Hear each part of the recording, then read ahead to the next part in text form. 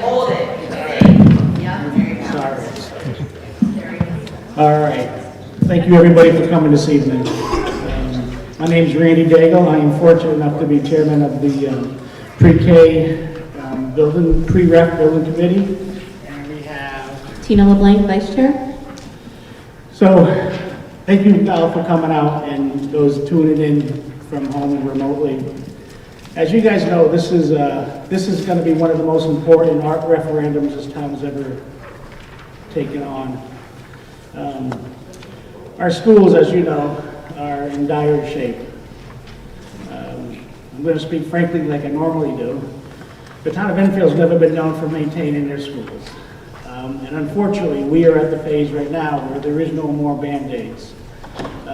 We're putting roofs on whatever school has the most buckets underneath. We're boarding up windows because the windows, you can't open them because they're going to fall out. It's just not a good situation. It's not a good learning environment. It's not a good teaching environment. And as taxpayers, I'm just with you guys, angry as hell. Why are we here again? But unfortunately, we are. We have done our damnedest to make this thing the most efficient way, schools, program-wise. We have parents, principals, staff, directors, all on this committee, given their professional experience and knowledge on doing this right the first time. We've been doing this for, well, they've done this for probably a year before I got involved in it, and then for the last 6-7 months, we've been doing it again. We've hired an architectural firm, which they're going to be running the show.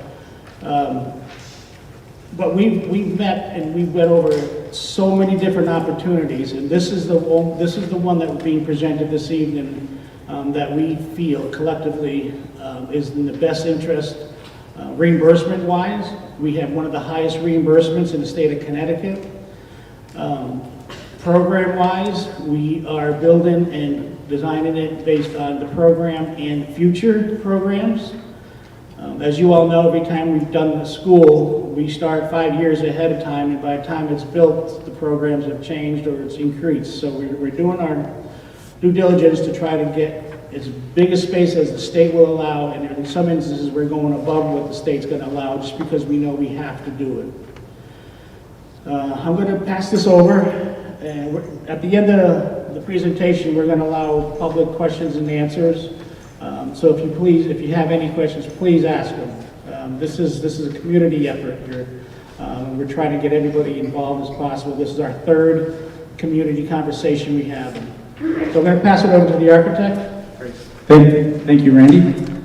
Good evening, everybody. My name is Jeff Wazinski. I'm a principal at Tecton Architects. In the back, we have Antonia Ciavarella, architectural designer, manning a station over there that has note cards, a note box.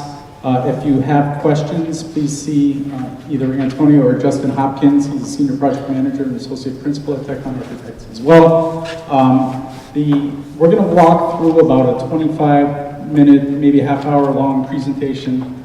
And if you do have questions, you can use the note cards, write them down, and then we'll collect them and do our best to answer them in an efficient manner. We left this slide up, and I'm going to walk around as we present here.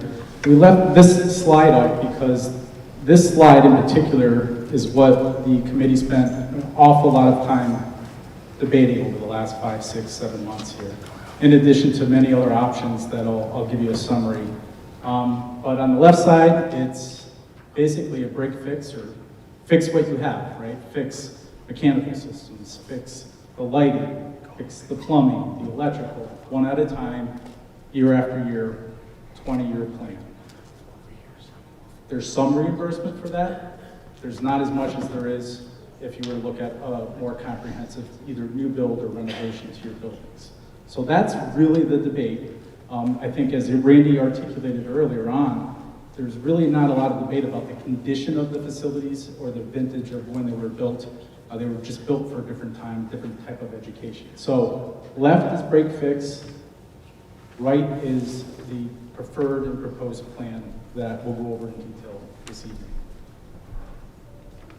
So before I get into it, just by a show of hands, how many folks have attended the last couple of community forums? Can I see? Okay.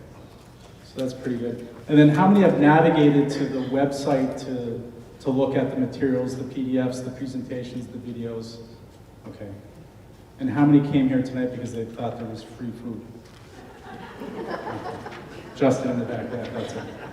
I'll have to buy him dinner afterwards. All right, so going to give you a high-level summary because most of you have been paying attention through the first two community conversations. Going to talk a little bit about the project, summary of our community discussions, talk a little bit about our process and the path that we traveled, right, 10 minutes there, and then try to spend most of our time on that preferred option and why we arrived there. And then we're trying to preserve this, well, I said 30 minutes, but it could be as long as it takes to answer any questions that you may have. If we can't answer them, we'll be sure to write them down and get you answers to them. So, about the project, this is our third community conversation, and where we were charged with developing a comprehensive master plan for the elementary grade levels, right?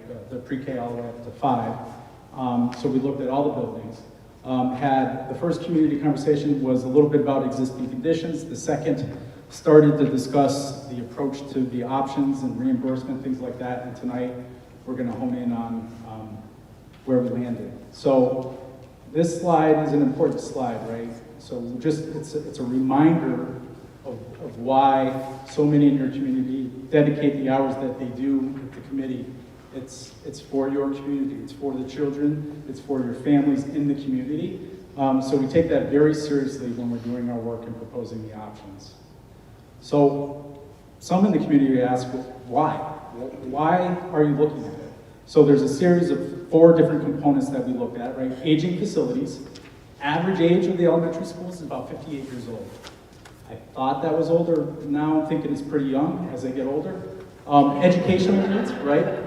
They were designed, these buildings were designed when special education didn't exist. It wasn't a term in the educational facility. So when you walk through, and I encourage you to walk through those buildings and tour them, you'll see that these new program elements that are in need of today's educational environment are put in, I'll call it inappropriate spaces, either recreated or reimagined storage rooms, offices, hallways, those kinds of things. So educational needs are important. The capacity of the district, right? So I've heard a lot about, nobody's having kids anymore. Well, we hired MP Planning. It's a consulting firm that really digs in deep to the demographics and the enrollment projections in your community, seeing what's happening in your community with multi-unit housing, zoning, housing permits, job creation. So they went through, and there's a 45-page document posted on the website that really articulates the history and the projection forward of your community with all the information. It's a really intensive study, but it's an important piece when we're talking about state reimbursement, right? So believe it or not, there's a modest to consistent growth in the elementary grade level, which is a good thing so that you can plan accordingly, right? So they're projecting 10 years out. It gives you a good indication of what's going to happen over that next decade. And the last piece, maximizing the reimbursement, and I'll get into this again, we talked about it a little bit at the community conversation number 2, but we want to leverage that unique opportunity that exists with the incentives, and I'll go over that in much more detail. Who's been involved? So Randy mentioned the pre-referendum committee. We've been working for about 3/4 of a year now, so there's representatives from all different town boards, town council, board of ed, the leadership, district leadership, residents, principals. So it's a really good cross-section. Got a lot of great input as we move through the process. Obviously, we've had community conversations, we've had website updates, the flyers, Q&As, electronic surveys, and again, if we need to have more of these community conversations, we will certainly do so. We want to make sure that you understand the basis for the preferred option.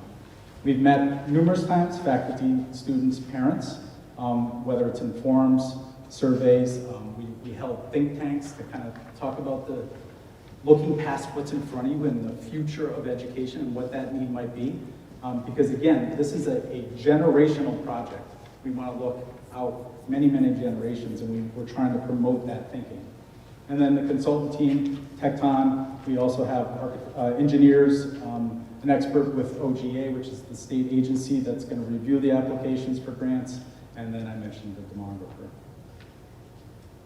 So what the project is about and what you hear about tonight is we're proposing with the preferred plan is 4 new pre-K to 5 schools. And the idea behind that is to provide some continuity, less transitions from students going from one school to the next to the next.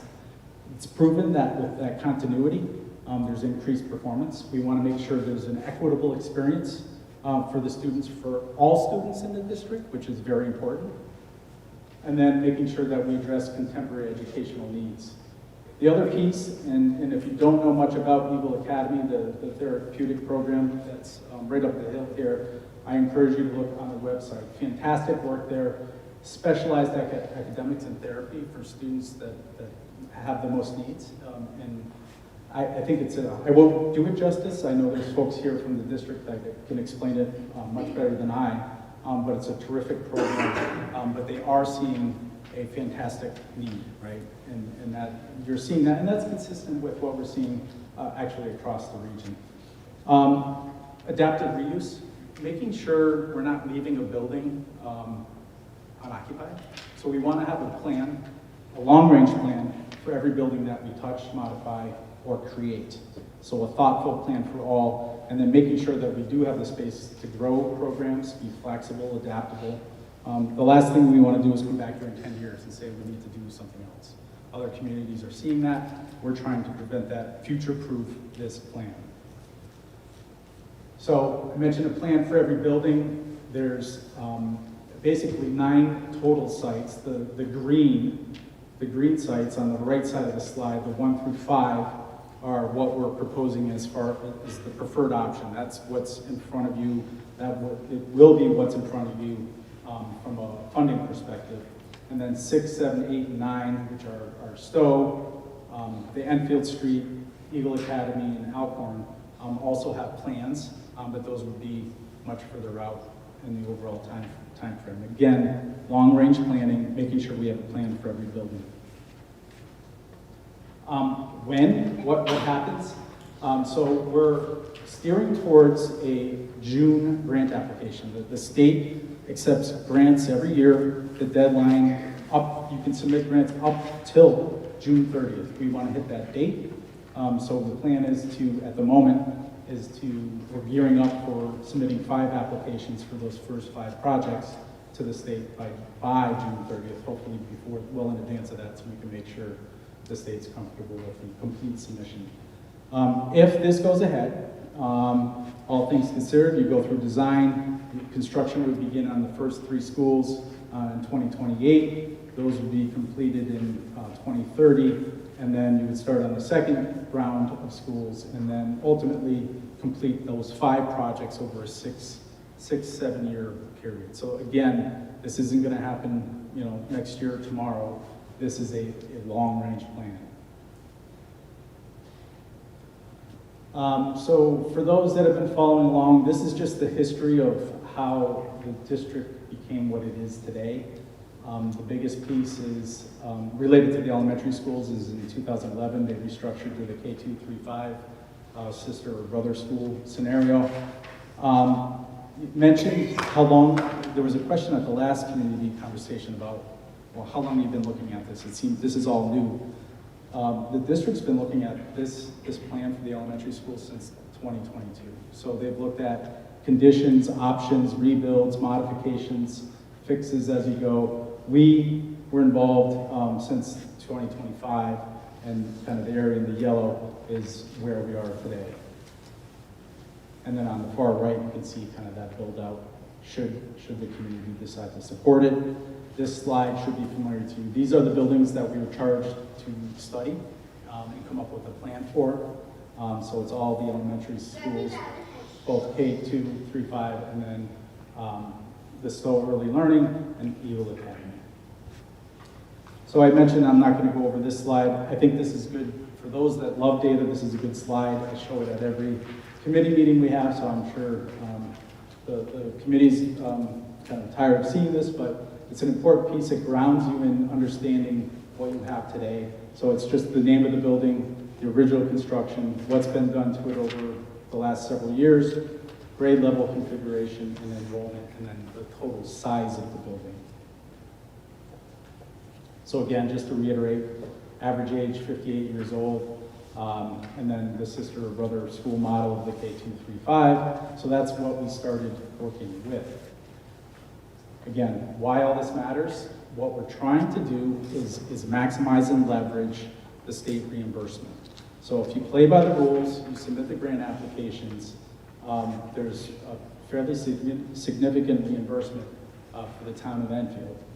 It starts with a base reimbursement. So your base reimbursement is between 68 and 70%. So every dollar that you spend, if you follow the rules, you'll get 70 cents back on the dollar.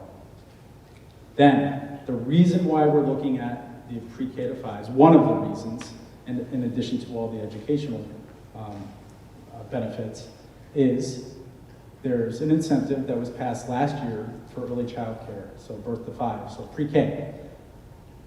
Extra 15% applied to the entire building. So that now bumps you up, add the 70 plus the 15, it bumps you up into the 85 range. The other component is there's an incentive for specialized education, and it's not on the entire building, it's just on the program areas within the building. So it's an incremental increase when you start looking at the overall building. But the reason behind that is they're trying to get out-district, out-placement students back into the district, back into their home neighborhood schools. It's just a better scenario for everybody involved. So we want to leverage this, right? You want to leverage this to the best you can possibly do. So we're projecting in all the cost models right now to be conservative, about 80% reimbursement on every project that you're applying for. Could it be higher? Yes, but we're trying to make sure that we're making some good planning decisions here, budget-wise.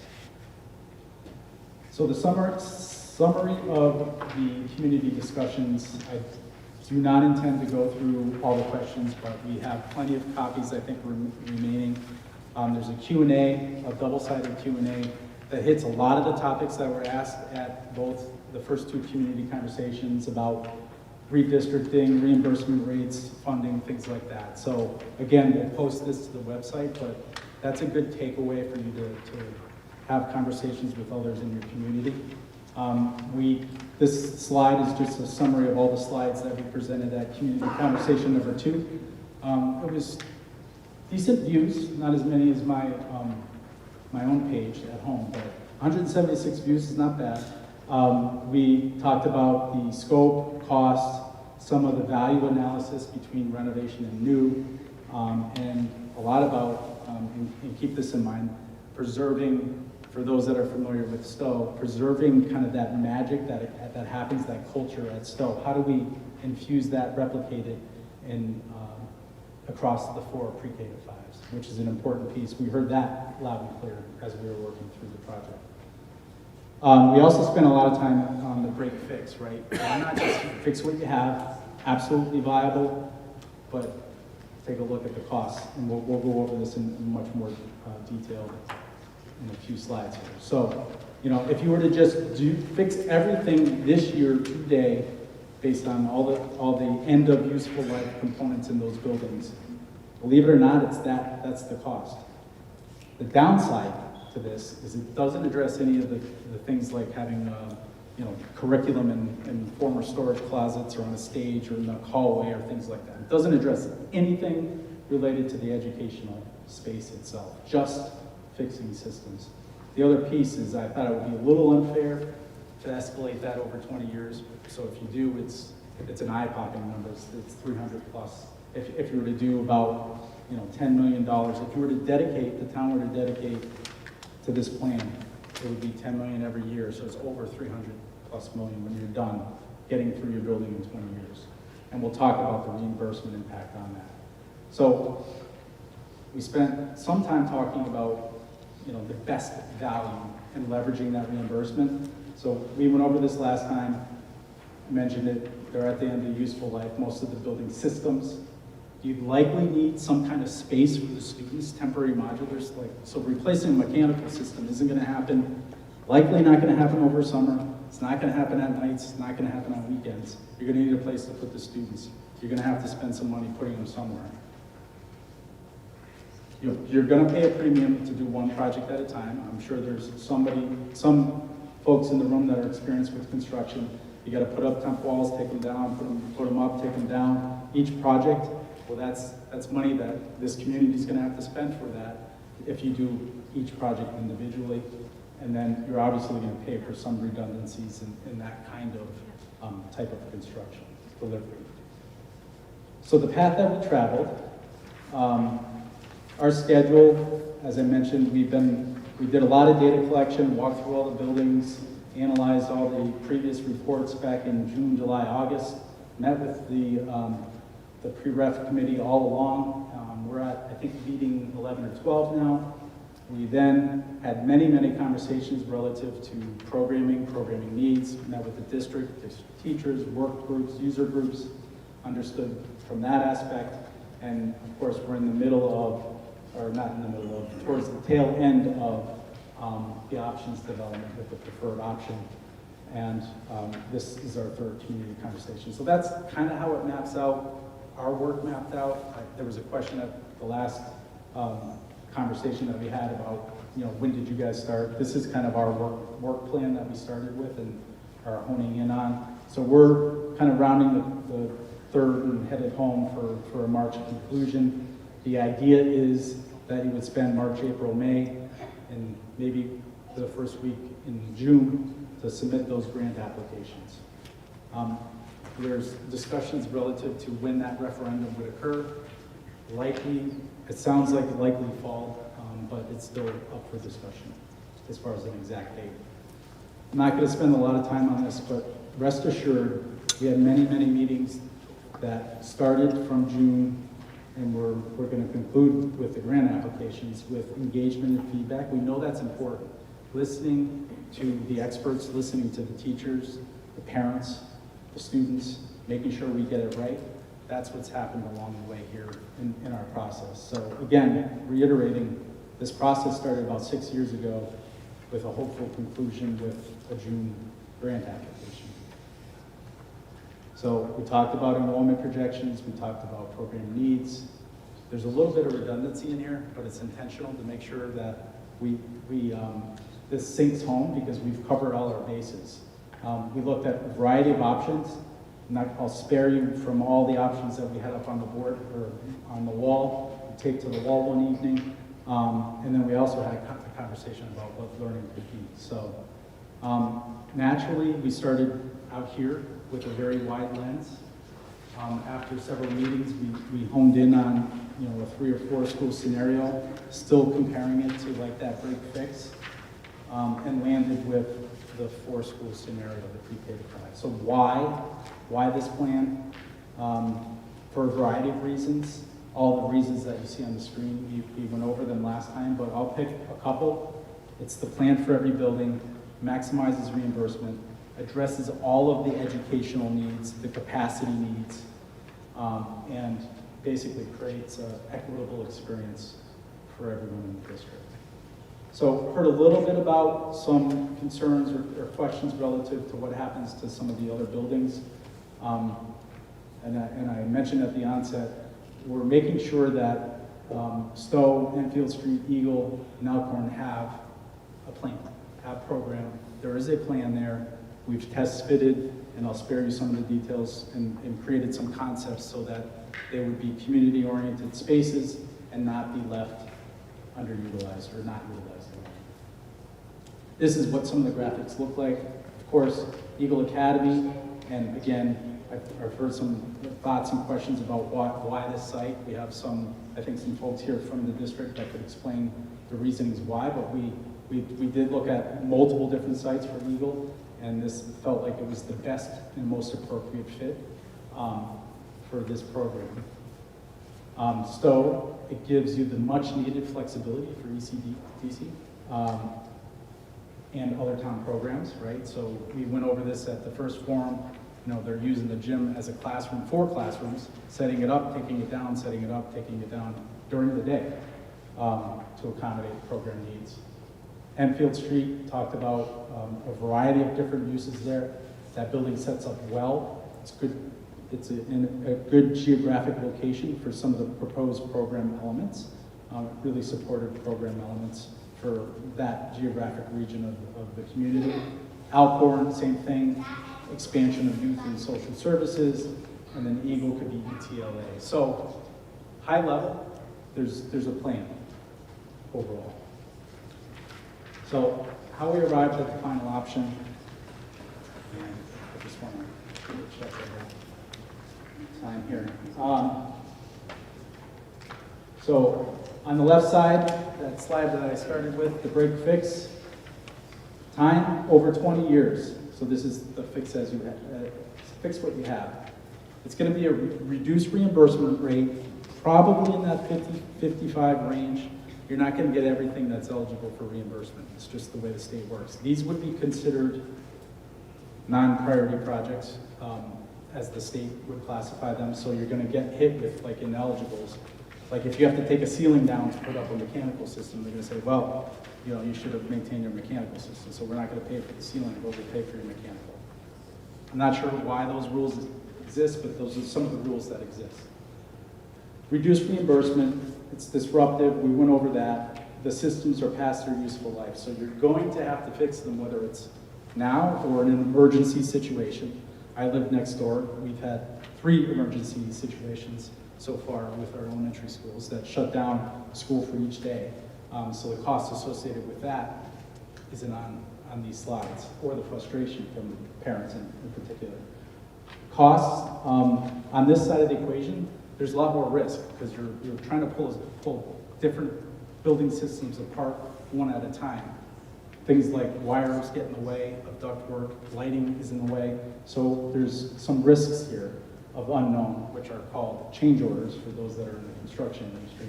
And this does not include escalation. Right side, I mentioned the 6 to 7 year time window. There's 4 pre-K 5s plus Eagle Academy, which is a renovated new.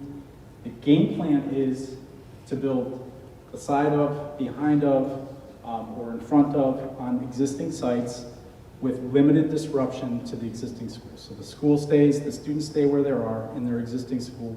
You build adjacent to it, separate construction insurance. We do this all the time.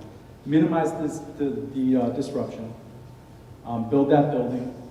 Start of the school year, you move them in, you tear down the building and finish the site. So we're doing this now. Justin's working on a project in Cheshire. Norton is a good example. If you want to go visit the site, please reach out to one of us and we're happy to set that up. So all the way down, optimizes the buildings, generational, maximizes the state reimbursement. That's huge, right? So after reimbursement on this side, just to fix what you have with a lot of risk is 95, at best 95 million. Over here to build basically 4 new buildings and renovate a building for Eagle, it's 89 because of the reimbursement. So I know these are eye-popping numbers. Our charge was to provide the best option considering all of the various different variables, and leveraging the reimbursement is the way that is where we arrived. It makes the most financial sense, makes the most sense from a educational perspective. So how we would do this,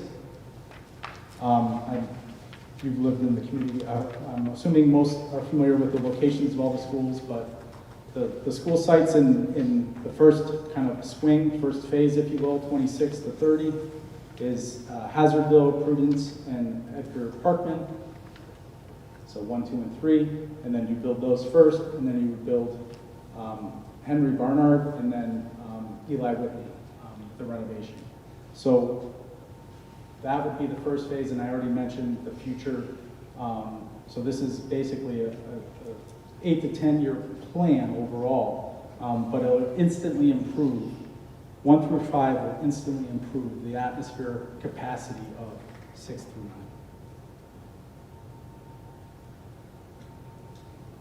So, to reiterate, we're using the high enrollment projection from the report.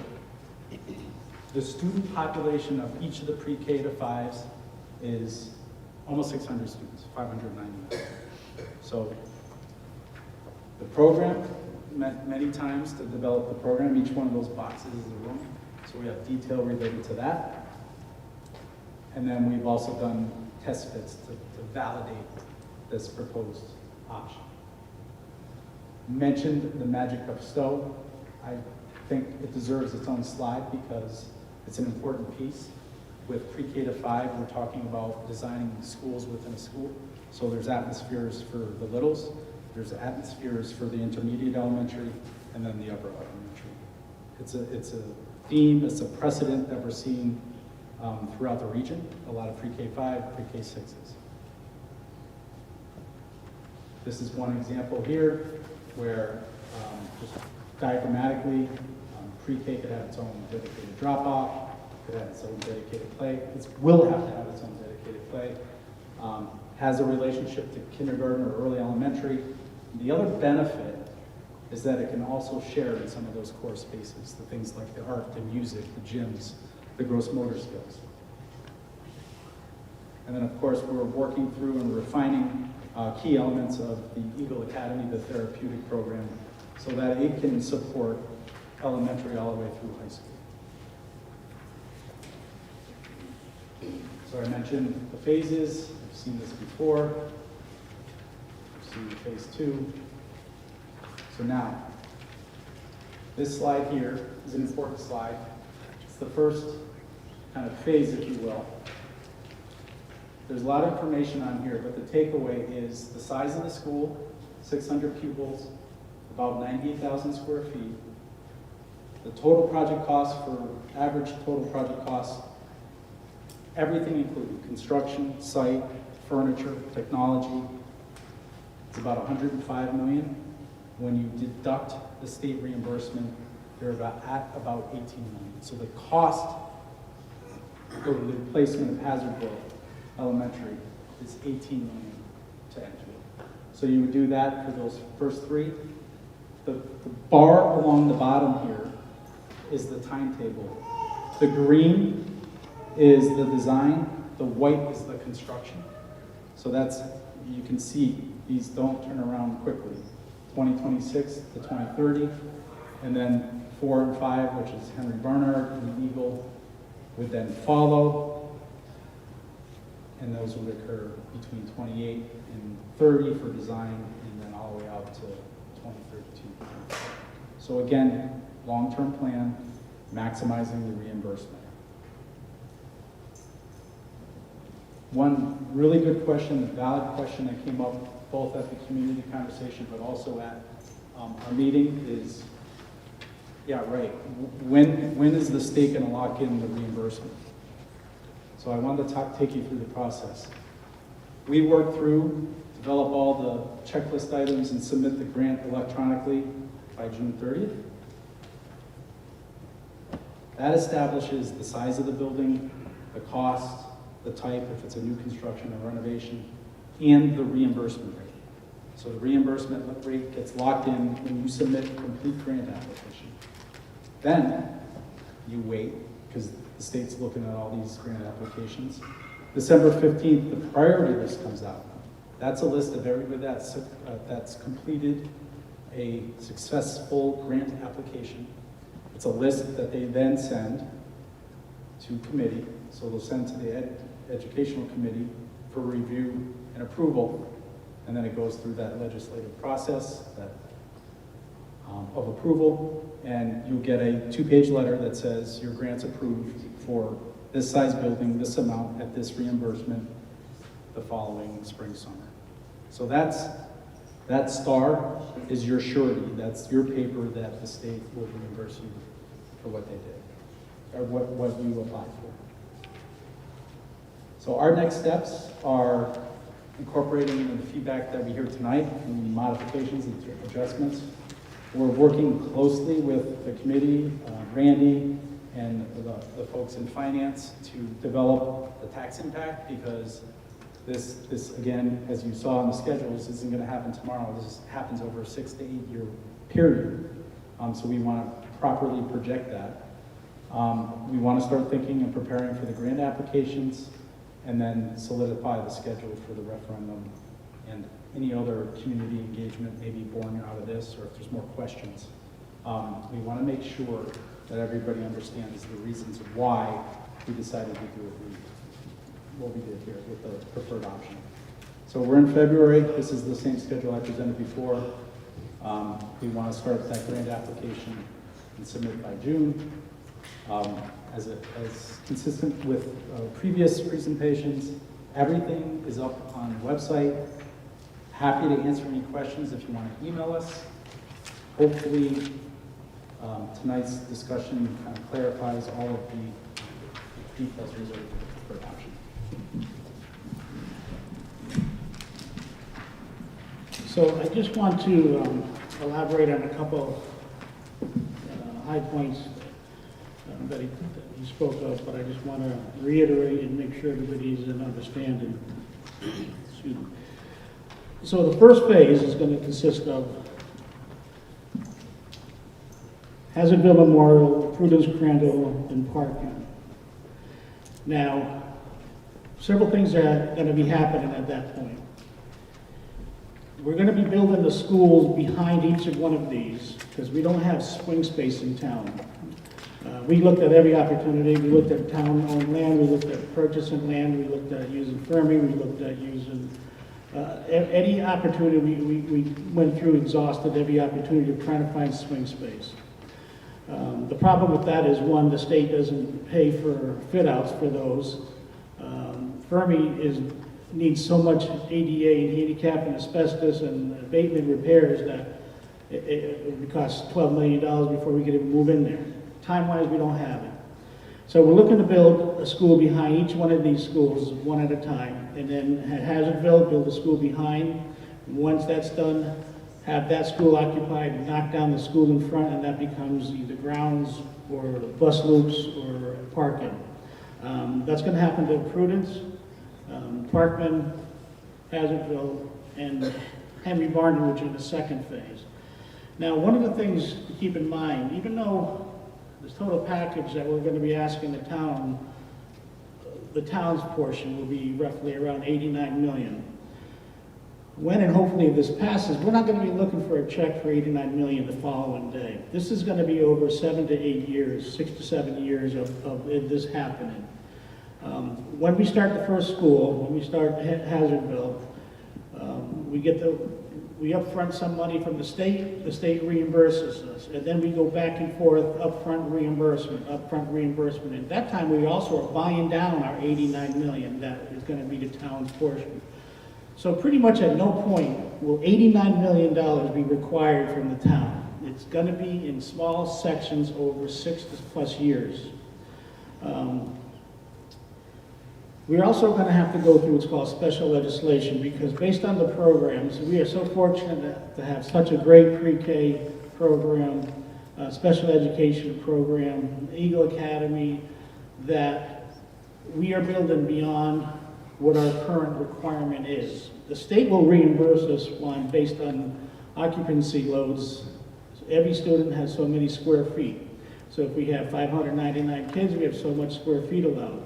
Well, based on the program, we are going to be building these a little bit bigger than are going to be required. So we're asking for the state for special legislation to say, okay, even though you're going above and beyond what we allow, we're going to allow you to, and we're going to reimburse you that amount because you have justified the need for it. Not only are we going to be doing our children, we're going to be doing other towns' children. They're going to be paying the town of Enfield to bring kids in for us to teach them here. Another thing, too, we're going to have to do is, the reason why we want to go after this entire 6-year project now, because we want to lock in the reimbursement rate. There's several things going through legislation that's going to reduce reimbursement rate. Right now, the state allows us or gives incentive for each town if they're going to have pre-K, a 15% reimbursement incentive. In 2 years, it's going to be required, so they don't have a need to give us the 15% reimbursement. We don't want to go back out for referendum in 3 or 4 years and now lose that 15%. If we go in now, we not only lock it in, but we get a higher reimbursement rate, and we know what our escalation costs are, we know what the project costs are, and so forth. So that's another reason why we want to put all projects out up front for a referendum. It's going to look like a big freaking number, but again, we're paying it in small portions. So please don't get caught up on the 211 million or 89 that's going to be the town portion, because it's going to be in variable phases.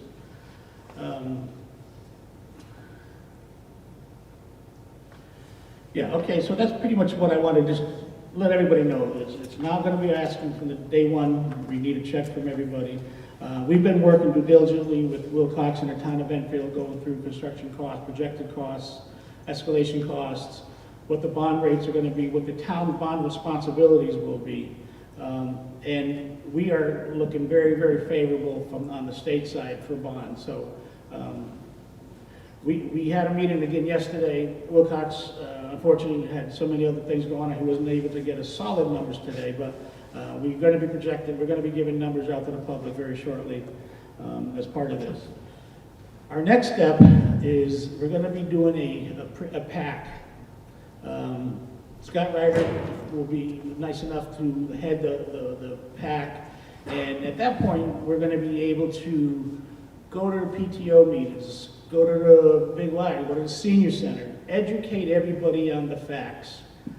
As you know, this and every other town's really good with rumors and hearsay. So our job is to make everybody on the same page with facts.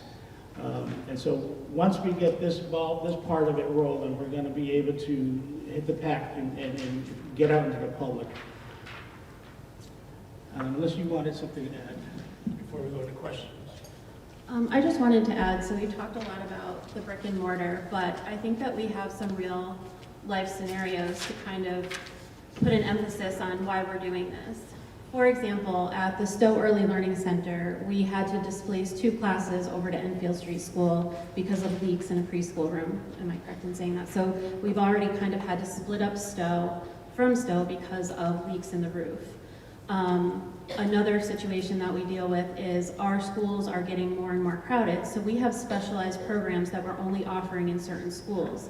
So kids are getting bused from their home district to another school to participate in that program. The reason why we've talked about going from K to 2, 3 to 5 was a very involved staff-led discussion.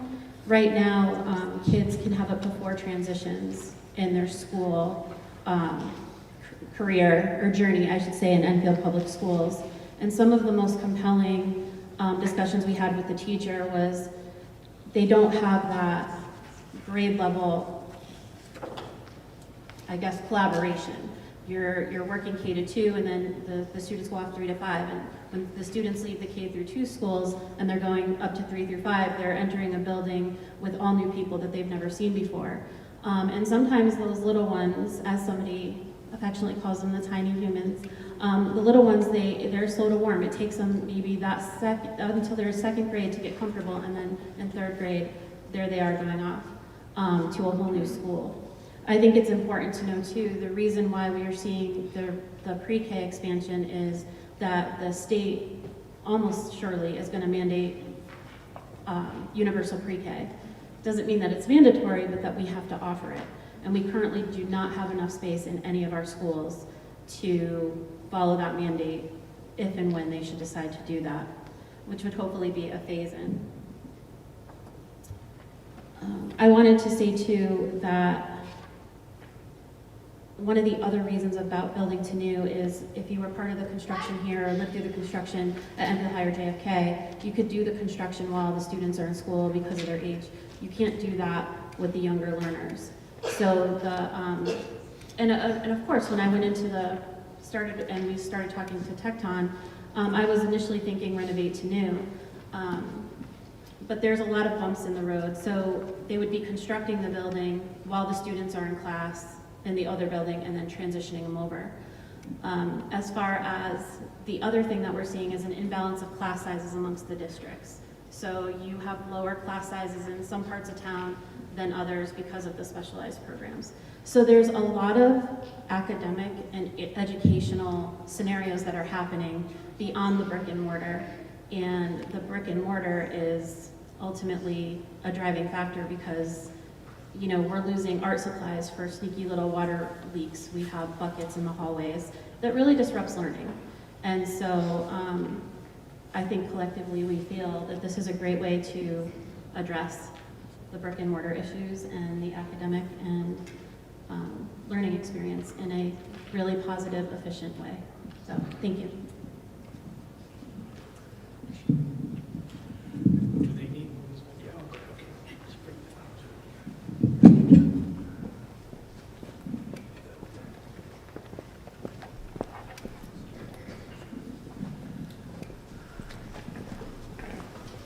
So if anyone has any questions, feel free to come up and ask the committee.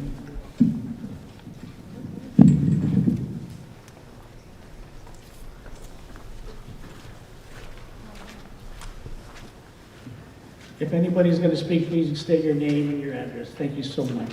Sure. Jeff Foss, 16 Crescent Beach Drive, Enfield. All this is great, but you're not answering the one question that the public's going to want to know the answer to. How much is it going to cost per household over time for a tax increase?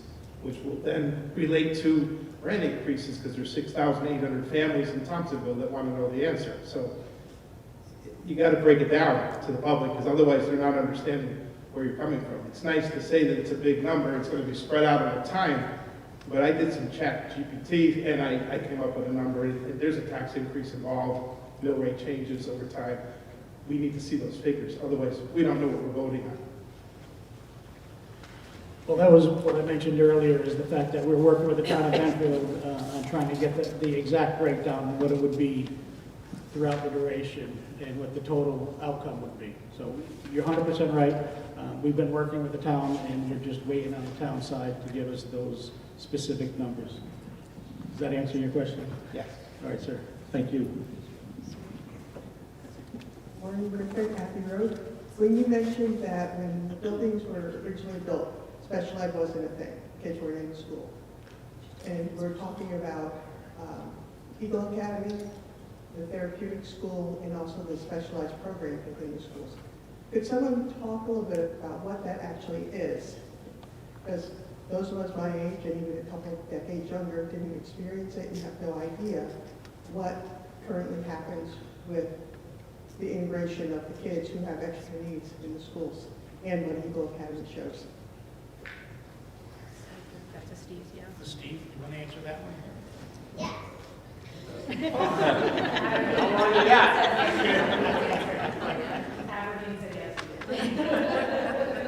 There you go, sir. Where's Julie Carroll when you need her? Okay, so Maureen, you want to know what special education looks like in the schools now as compared to before? Okay, so What Eagle Academy is totally separate. So Eagle Academy being a totally separate entity, we'll look at that one first. It's a behavioral and a therapeutic day school, if you will. So it's a location that we can, that is within district for our students, where rather than sending them to an outplacement, to a private outplacement facility, that costs anywhere from $100,000 to $200,000. We would be able to we're able to educate them here within the district.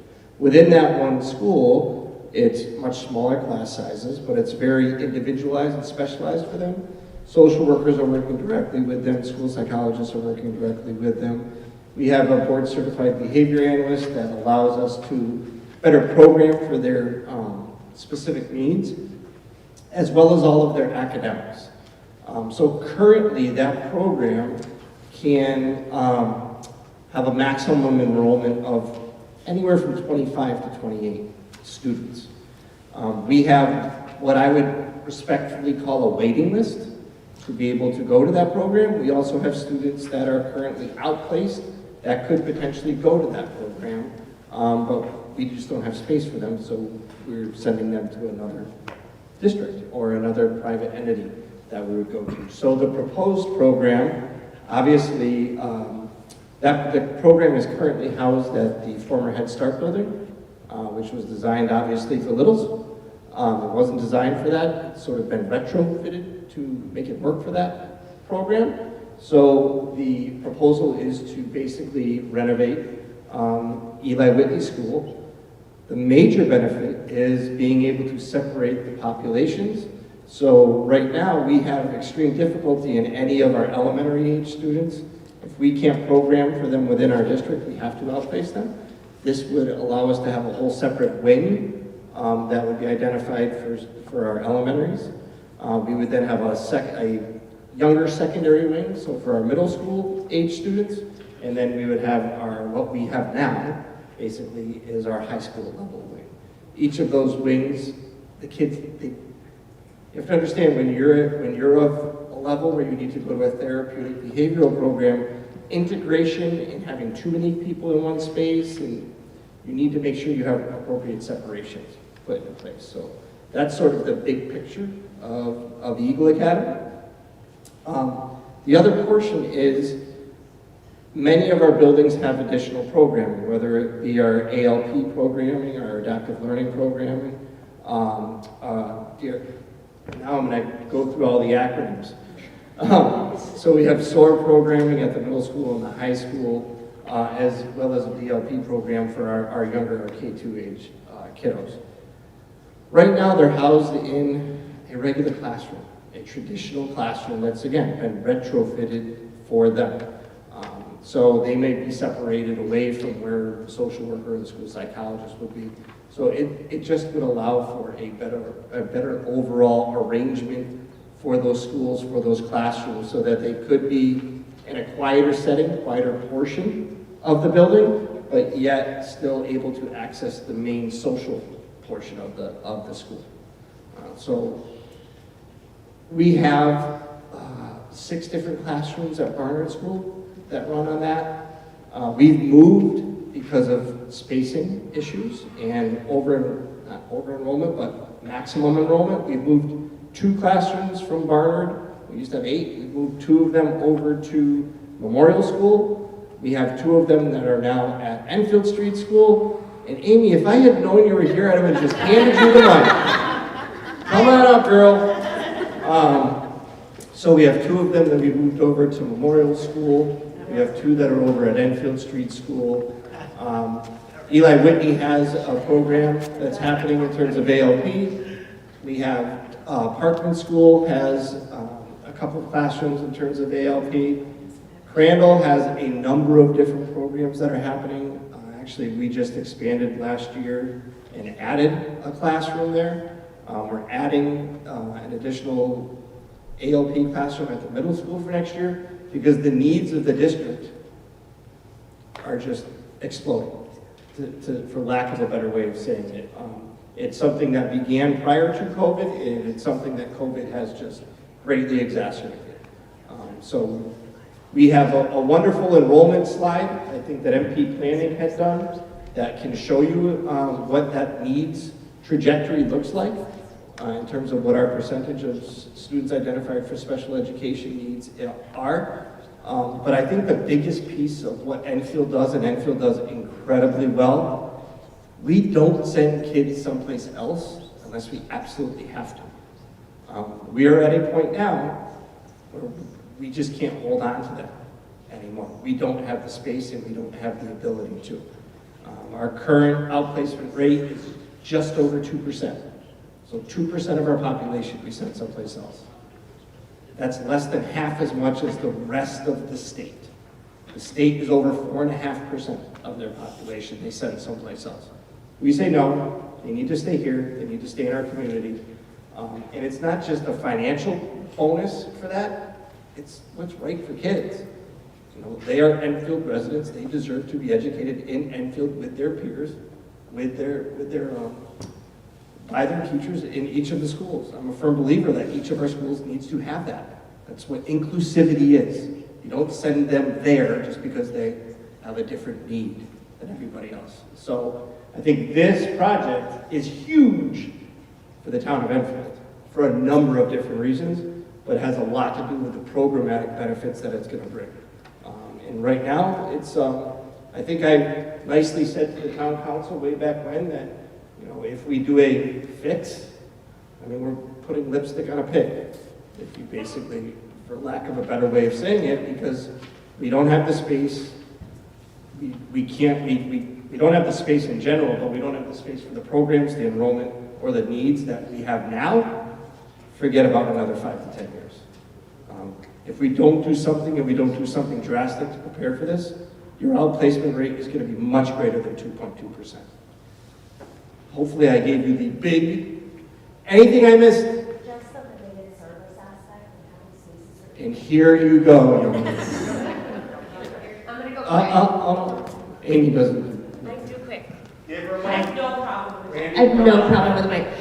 Is there a time limit on answering? I will be quick. Just really important to understand is that with the programs, related services are really a big thing. So our occupational therapists and our PTs and our speech and language pathologists who are, as somebody said, in closets and in hallways and doing things. So what this will allow is us really providing those students with the spaces that they need to get the access and the supports that they would benefit from.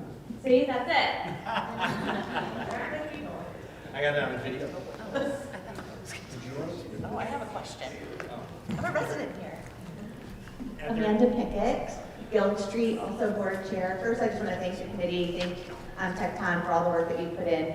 I don't expect answers, but maybe for some future questions or considerations. One is I'm going to second Mr. Foss's comment about taxpayers needing to understand kind of the impact. I also am interested just to understand logistics of timeline. Like I see phase 1 and phase 2 redistricting is part of this. So when does that happen? I see there's a question on that, and then how does it happen with the phases if there's a school that's not being done till later? Like how does that work? My other wonder is around Stowe. I see that that's also a future wonder. That building, like you mentioned, is in really bad shape. So how are we going to support that? And would they qualify for state reimbursement as a birth to pre-K location? So just wonders there. But thank you all so much for your work.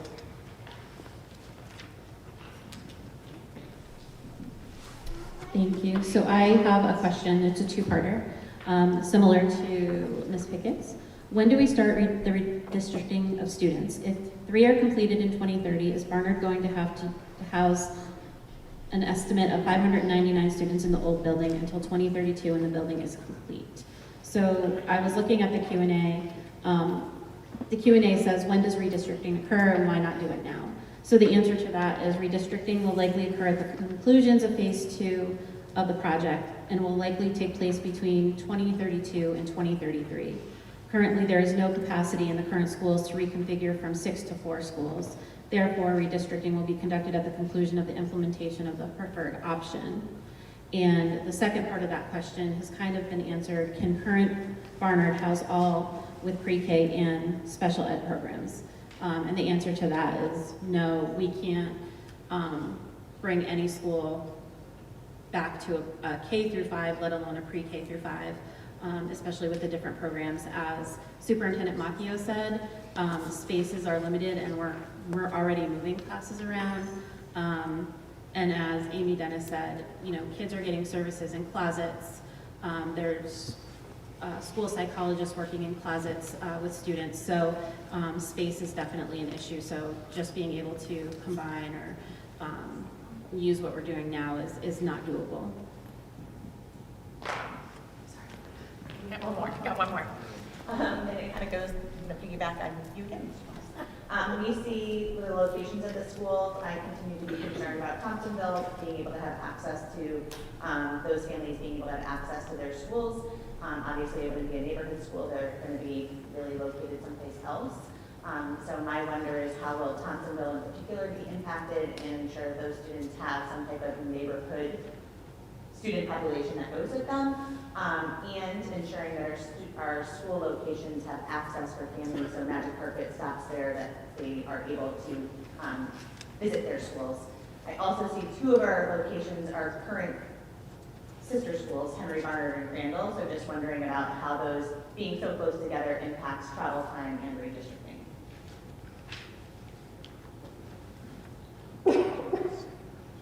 So there are a lot of questions in that question. Yeah, I do. So some are going to be deferred till future, right? So we're going to look at the questions that you just had, traffic, bus, circulation, site access. So I have a question in front of me about, you know, what was the criteria used and how did you determine what buildings you would use or sites you would use? So I put this slide up, and obviously there's a lot more work to be done relative to kind of that deeper analysis. But I wanted to explain the backdrop to the gray here. So starting at the bottom, the yellow is the lower kind of catchment area for the sister schools. The green is the middle one, and the red is the top. And underneath in the gray is a density map of where the students are coming from. And when you compare that to what MP Planning did and where they're projecting the students to come from, you're seeing a fair amount in the northwest portion. And so that's how we arrived at where we did. So it's not one specific answer. It's site capacity, the ability to accommodate access, safe access and egress, density. It's also, there's another layer to this density map relative to some of the special programs that are offered. So I can promise you that there's a lot more analysis that will be done and can be done. The other thing is that the redistricting likely is occurring kind of much further, is happening much further into the plan. So it'll give us, you know, some flexibility there as well. But point taken, we will make sure that we get better answers on this. Yep. I just want to add to that, when they redistricted the schools and we went through the K through 2 model, what initiated that discussion was the fact that Alcorn had been cited for racial imbalance. And so they started talking about how can we redistrict, what schools should we close, let's go to the K through 2 model. And at the time, I was fighting for Stowe to stay open, but I learned a lot about the Alcorn community, and I do think that had a really big impact on the students and the staff that worked at Alcorn when Alcorn closed. So I think that we have people and staff that are working on this committee that either lived through that or are conscious of what happened the last time there was redistricting. This redistricting is going to be with a different kind of purpose and a better purpose. It's not to solve a problem, it's to make things better for the town of Enfield. So that's the direction I'm going in as long as I'm on the committee. And I just wanted to add that's kind of like history repeating itself 10, 12 years later. So thank you. I'm going to add on to that piece. It wasn't me who did it when you went K2 to 3.5. So I'm not here just to say that. I know. But I think redistricting is a very scary word. It's a very scary word for families. So when you have to go through this process, it has to be incredibly slow, well thought out, and purposeful in terms of how you're bringing these different places together. Because you're going to have a group of students, when should this occur, that they're going to have sort of their little family taken apart, and they're going to be coming back together as a new family in a different place. So while this is not projected to happen for 6-7 years, there's going to be many, many years of effort for our planning purposes, and then for us to be able to build community in those new buildings. So there is going to have to be a lot of engagement materials, and how are we going to go about, because they're not going to be the same place. So they have to we have to be purposeful actions to be able to allow them to create their own identity, their new identity, if you will. I have had some experience in terms of having to do some redistricting. Prior to my superintendency here, I did have 2 elementary schools that needed to sort of get merged together, and we did wonderful work in allowing those 2 separate families to be able to maintain portions of what they knew, what they know, and then meld together other portions so that they could create sort of their new, for lack of a better way of saying it, identity and family that they had created. But again, I think the benefit here is multiple years of planning can go into this. And we can work with those individual groups, with those individual faculty, staff, and community members. So I'm going to put this back. Okay, thank you. I have a couple of questions here that was submitted. Do we have plans for permanent dedicated spaces for music and art? Yes, we do. In each of the buildings, we will have dedicated classrooms. There won't be arts on carts running from room to room and closet to closet. They're going to be dedicated spaces. And some of the larger areas we're going to have, such as the Eli Whitney, where the cafeteria is now, we're going to have operable walls so we can break it up into smaller sections or make it larger to have something. Thank you. Second question I was asked was, what is the plan to maintain these buildings so that we are not going through them, we're not allowing them to fall like these currently are? Well, that's a town question. That's something I've been working with the town for years, and a lot of us have.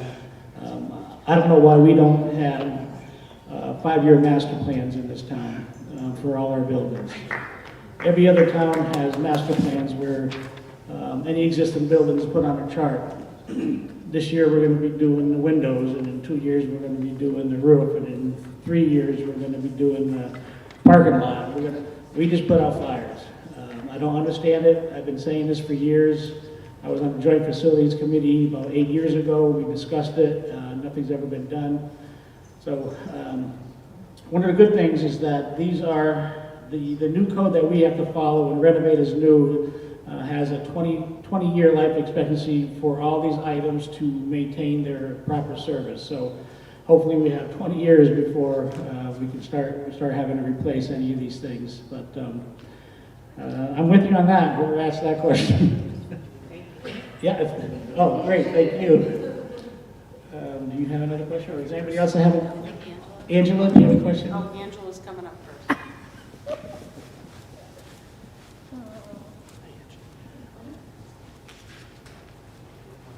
All right, so thank you so much for all of your work, Randy. You know I love you. You're amazing. But so just a couple of questions. First of all, I'm super excited.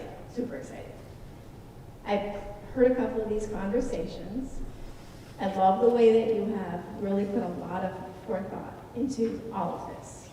So I just want to start with that. That's awesome. The first question I had was, along with all that you have going on here, have you considered what the most important thing really will be, which is, have we got the town, the people in the town excited about this? I know you talked about the PTO and going to PTOs. What about having this presented at the band show? You know, they have those band shows and the musicians that are there. What about presenting it in a mailing? I know that will cost money, but every single resident, tenants, all that, would be receiving a mailing that's going to be really exciting. You know, something quick, something simple, but an actual flyer. I know you have things like that, but not something like that. Something a person would be interested in seeing that would get them all excited about it. Because what's going to happen when the referendum does come up is people are going to say, I don't even know about this. Because I've asked many of the teachers at my school, parents at my school, and they have no idea. Like even the PTO, why wait? Go to the next PTO meeting and present this at all the PTO meetings. I know there's not a huge attendance at the PTO meetings, but those people, they can go and talk to everybody else about it. The other thing I wanted to ask about is knocking down the buildings included in the cost. You're putting yeah, okay. So you're talking about, and I'm sure you've got this strategically planned, but you've got children that are going to be going around an old building to go to a new building in the back, because you're building the building in the back, right? So I'm sure you're thinking about the whole workings of that. And then in the back are all the fields and the chimney and equipment back there. And is there room for the building back there? If so, they need a playground. So have you considered, and as part of this knocking down all the trees in the back there too, so that there's room for a playground for the children, because you're not gonna want the playground out front, or you're gonna want it in, like, internally in the building, like inside the buildings, is that how you're planning it? I know they have the kickball fields and they have all that, but the fun activities that they love to do for recess. And the removal of the debris, all that I was wondering about too, and I just have to say hi to Harper, okay, bye. Okay, your first question is, yes, once we establish the PAC, like we did for JFK, like we did for the high school, we're gonna have flyers available. A lot of us that were on the PAC, we would be standing out at a Big Y and just hand out flyers, not try to have a conversation, just handed out flyers to people at Big Y, Stop and Shop, ShopRite, all those things. PTO meetings, we went to all those PTO meetings to try to educate them. We went to Senior Center several times. We do town events, 4th of July, pumpkin. We do everything we can to get the majority of the people, where there's a majority of people, to educate them.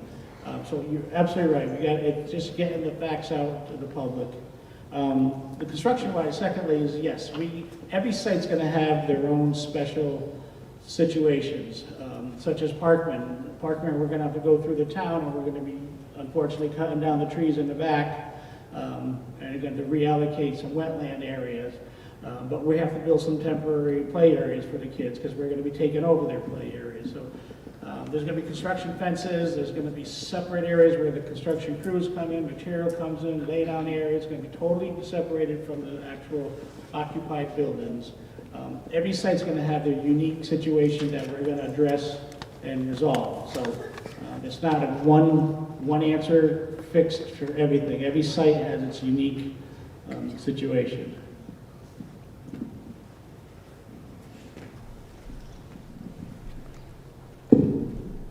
Marie Pisner. Everybody knows me. I'm here tonight as a resident. I am not here as a counselor. Okay? We got it. I'm a lifetime resident. I'm a product of Enfield Schools. I have 2 wonderful daughters who graduated from Enfield Schools, and now I have 2 grandchildren in the Enfield school system. Anybody who knows me knows I'm pro-education, and I think every child should be in a safe and secure school. Our elementary schools need to be redone. I'm very vocal about that. I'm also very frugal, and I want a big bang for my buck. And this plan gives us that. I could not wrap my head around the 3 schools. Randy, you and I talked about that. I can wrap my head around this. I am disappointed that this auditorium is not full tonight, because this is the biggest referendum this town will pass. And I am hoping it will pass.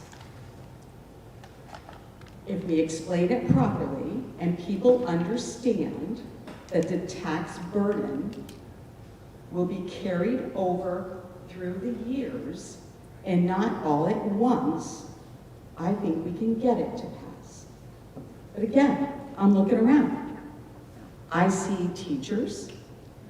I see some staff here. I'm not seeing parents. Because a lot of them are saying, my kids are never going to be in that school, so why do I care? I see people my age going, I'm moving out of town. And why do I care? But there's still a lot of us that are born and raised are going to die in this town. And I'm one of them. And I do want to see these schools done. And I want to see this pass. So again, I'm a money person. And I'm looking at this, and if I did my math correctly, and I'm not sure if I did, so you can correct me if I didn't. It was $35 million to do Enfield High. It was $27 million to do JFK. This is after our reimbursements. So we're looking at a reimbursement of $89 million. The total thing after reimbursements is $89 million. We subtract 2 schools, it's $62 million. $27 million, we can get 3 more schools. I'm good with that. We're getting 3 schools for $27 million. I'm good with that. So, I mean, I can bring it back to the day when I went to the town council meeting or the Board of Ed meetings, and I fought that whole separation of K through 5, because I'm sorry, it should have never happened. Kids need to be in the same building. And I'm sorry, Superintendent Macchio, I disagree. I think redistricting should happen. I think parents would want their kids to be in the same school from K through 5 now. I do, I'm sorry, I go out there, I'm really vocal about that. I do drop off and pick up for my grandkids, and going to 2 schools is not easy, so I'm sure it's not easy for parents. So if we could look at that, I'm vocal, I admit it. But I'm looking at this as a win for our town. And I'm hoping people will wrap themselves around this. And again, I'm a resident, lifetime. I'm not going anywhere, folks. I'm here to die. So I want this to happen. My grandkids are never going to see this. I wish they would, but they're not. They're going to be out of school or both in high school, you know, when this happens. But I think we need to look at this in common sense. Common sense. And I think once the PAC is put together, and I have confidence Scott will do a great job with that, and we can get out there and actually market this. I voted for Enfield High School. I voted for JFK. I want our kids to be in a safe, secure building. And this will give us that. Now, I'm going to put a political hat on because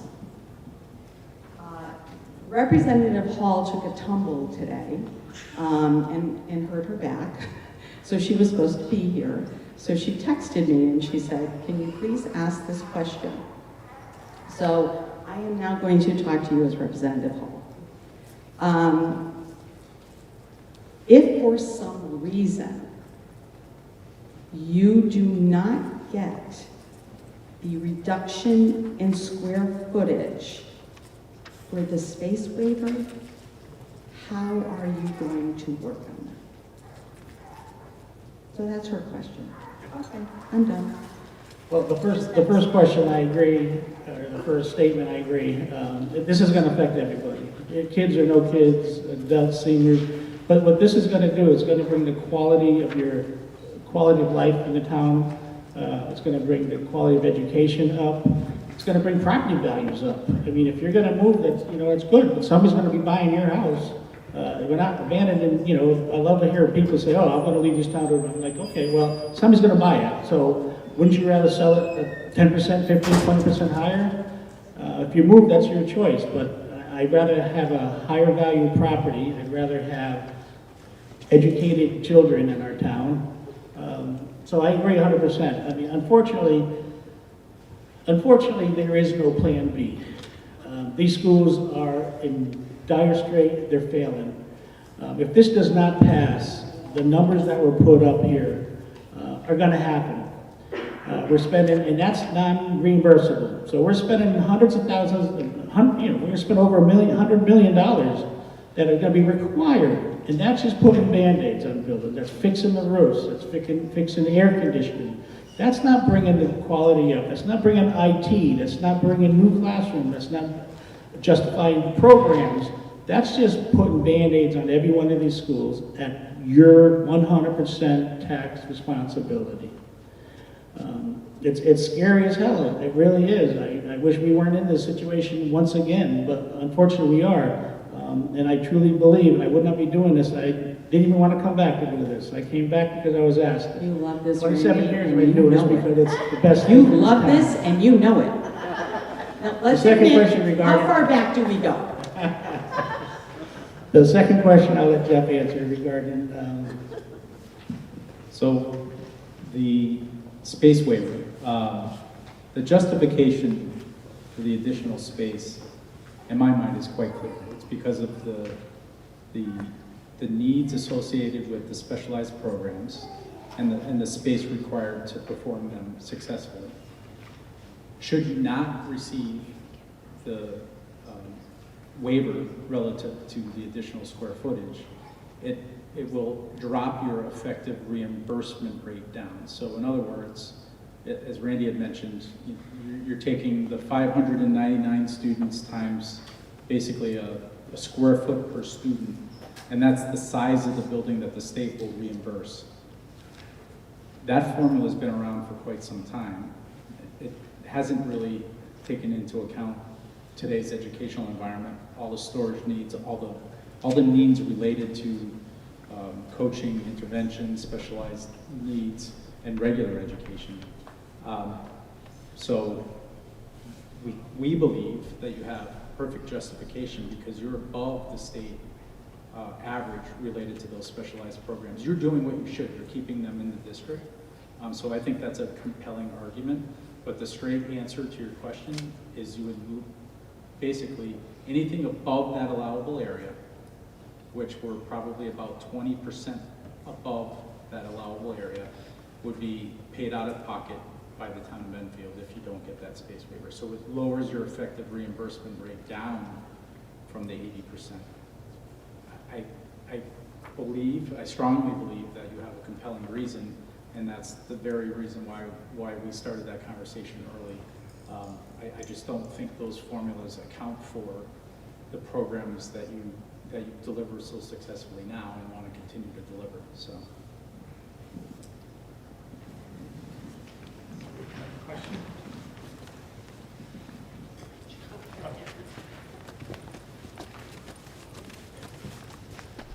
My name is Alice King. I live at 466 Hazard Ave. And to start off, in the defense of parent, hi. I imagine a lot of them are online. For the last one, I could only attend online, and the phone was playing during dinner when we're putting stuff together with our kids. So part of the reason we're not necessarily going to be here all the time is because we're with a kid. He's currently finishing up basketball practice, so my spouse can't be here, and I am, so we're trying. It's also kind of hard to get some of this information. I know the person on the phone last time was a little abrasive about that, but it was kind of hard to get some of this information just to be here. It got easier, so it helped. We got more messages, and that was valuable, but there was definitely a chunk of time where I had no clue what was going on except for a message through my kid's school app. And if I didn't have my kid's school app, I'm not on PTO, I'm not on some of these things, I don't have cable, so I just didn't get some of these messages. I'm doing my best, but we got what we got. So, all right, to get to my actual question, as someone who's actually handled a couple of grants in the past, I know that it's no guarantee.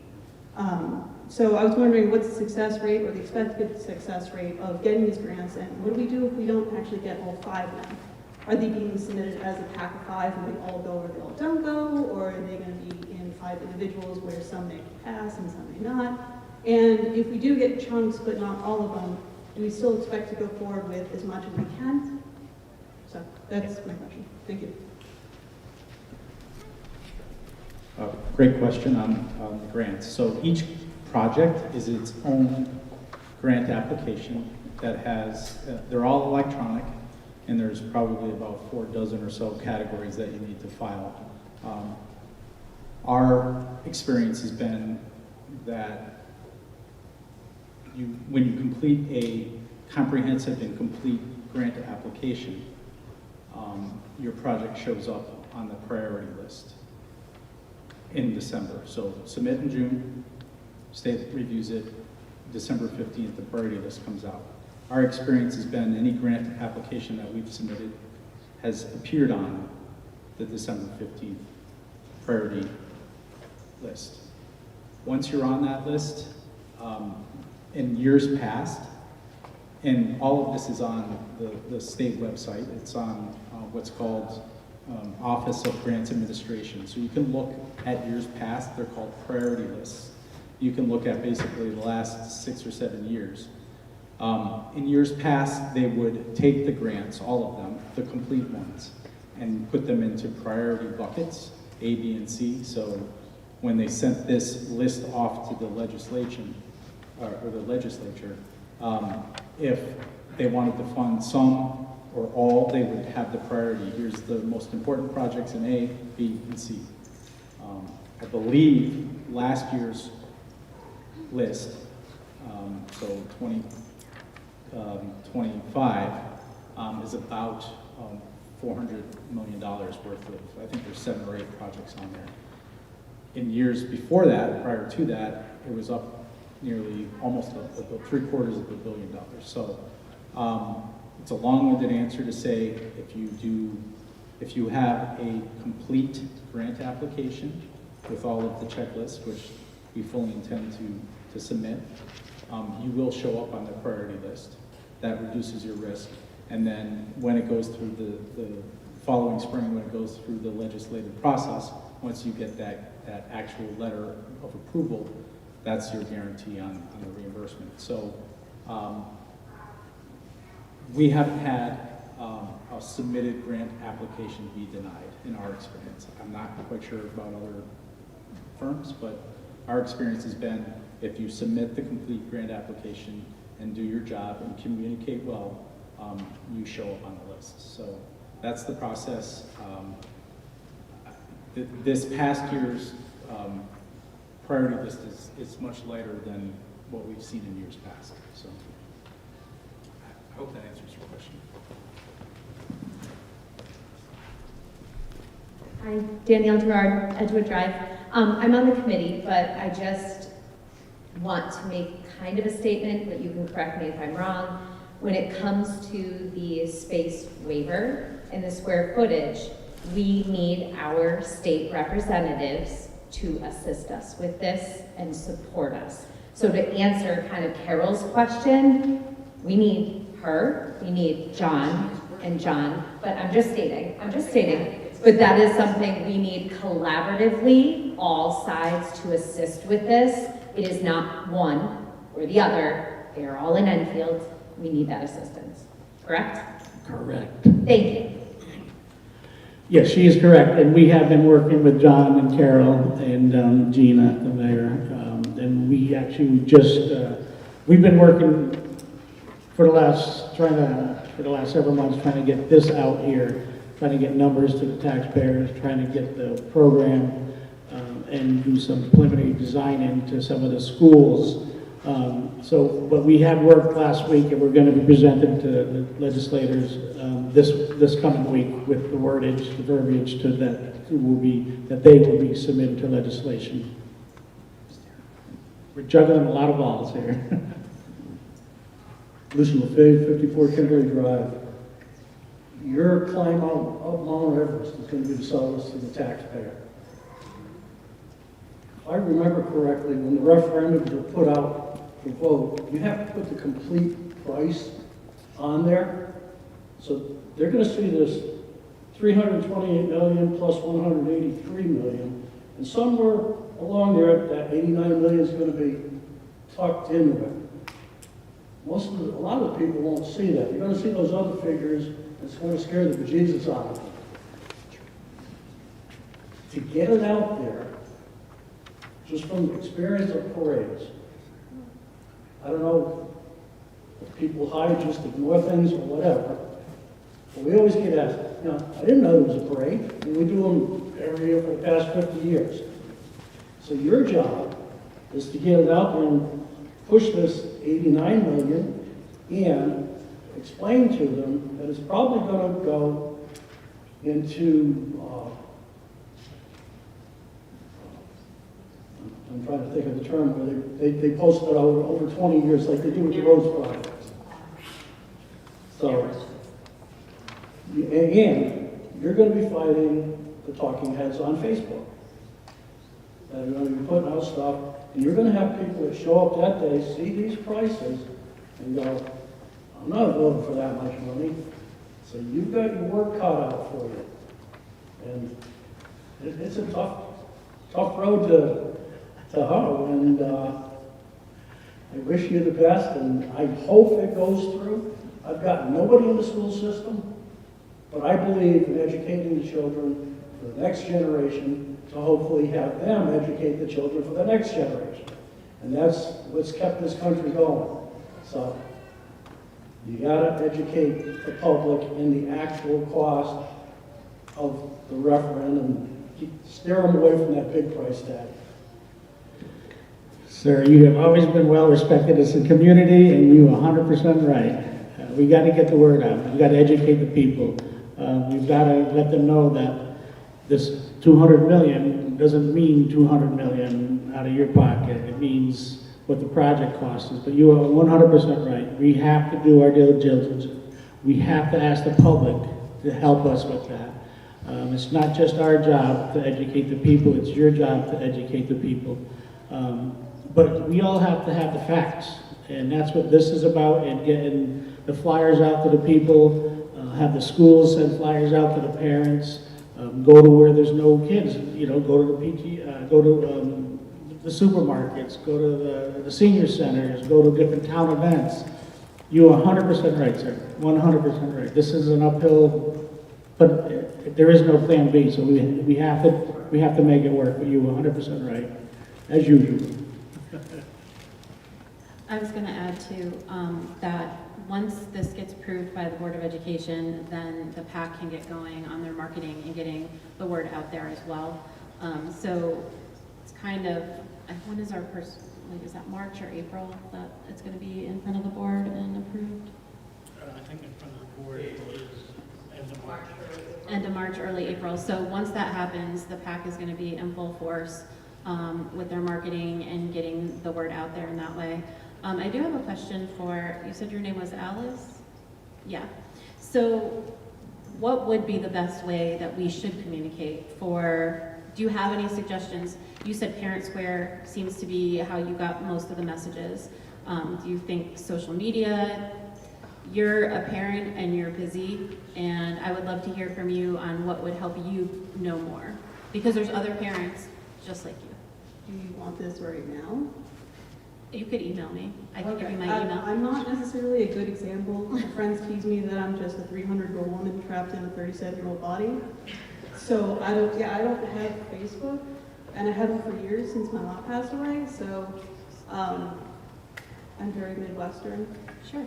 And No, I'll give you my email before you if leave. you don't mind, it's Absolutely. easier to kind of get my thoughts together, but I'm not sure 100%, but I can give you some ideas. We'd love to hear that. I just know that there was a bit of an awkwardness, especially like getting, I think, an email on my phone that said scan this QR code, and I was like, ma'am, I'm using my phone right now. I can't use the phone to scan the phone. It's physically impossible. And it led to some, humorous moments at home where I had to on my husband's phone. And, okay. Anyways, yeah, email would be great. I'll get All back right, to that. I'll exchange my email with you, and I can share your suggestions with the rest of the committee. Yeah, I mean, just don't take me as Yeah, please do. responsible. Get that.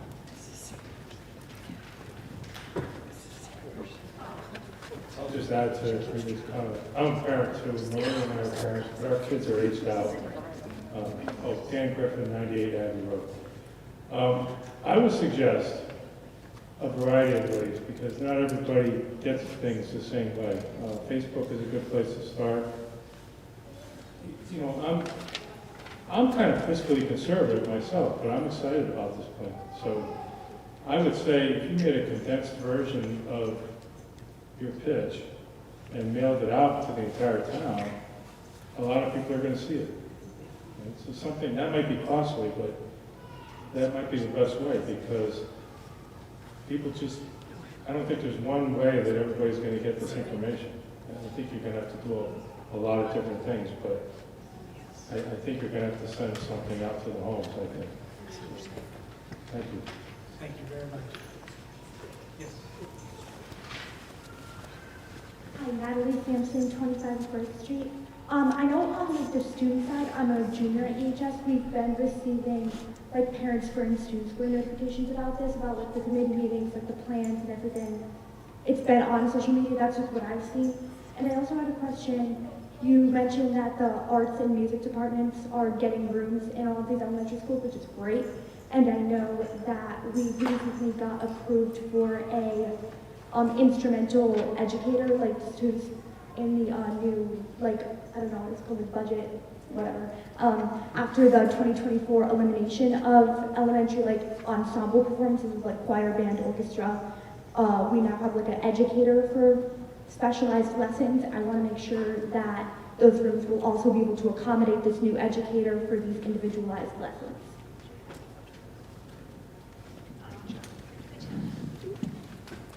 Thank you for your question. Great question on the program. I'm just pulling up the detail here.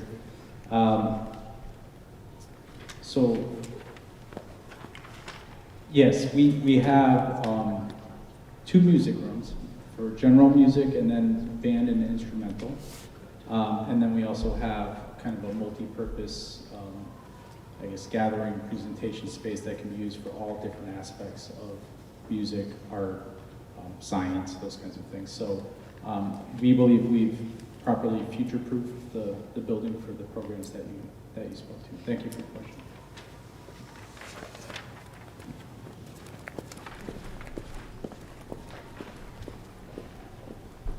Bethany Ola, Betty Road. My question is with Crandall and Barn being in different phases and they're within miles of each other, I see the timelines overlap. Is there consideration of using the new built school on the Crandall property as swing space so you don't have that exposure to construction at Barn? That's a great question. We did look at that as a possibility. I think the challenge would be having 2 occupied sites or buildings on the same site. It's worth exploring in more detail, to be quite honest with you, in the phasing and logistics. We've looked at each site in the sequencing, as Randy spoke to earlier about the safety, separation, those kinds of things, but it's a good question that deserves, I think, just study, a little bit more study, so thank you.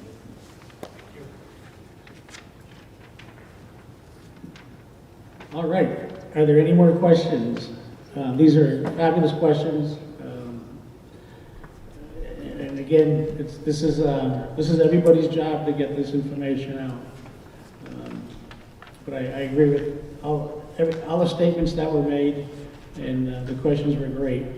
And if these were the questions you had, imagine all the people that are out there in town, what questions they might have. So if we can get this word out, we will start hitting as many areas as we can, as far as getting the facts out. We entertain any questions. There's cue cards that you can submit questions on the sites. I know the town of Enfield has them. I know all the committee members, we put that stuff out on our Facebook pages. So we'd be more than happy to answer any questions. So thank you guys so much for coming this evening. Thank you guys for joining us. Good night.